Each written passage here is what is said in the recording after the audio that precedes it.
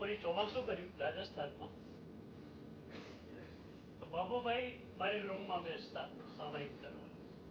એમને સામાયિકનો નિયમ, બહાર જવાનું હોય તો પણ સામાયિક કરીને જ જવાનું. એકવાર મારી રૂમમાં સામાયિક કરવા બેઠેલા, મેં એમને પૂછ્યું, બાબુભાઈ, જૈન સંઘમાં શ્રીમંતોનો કોઈ ટોટો નથી, પણ આટલી ઝડપથી પૈસા ખર્ચના બહુ ઓછા થઈ ગયા, તમે આટલી ઝડપથી પૈસા કેમ ખર્ચી શકો?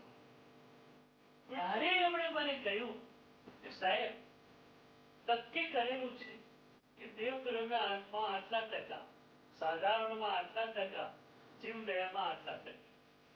મને ખબર છે કે કેટલું કમાવું છું, એટલે વર્ષને અંતે હિસાબ થાય એની રાહ નથી જોતો.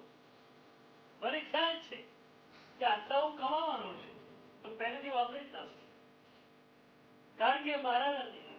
ખરેખર દાનની એક મજાની પરંપરા આપણને મળી છે.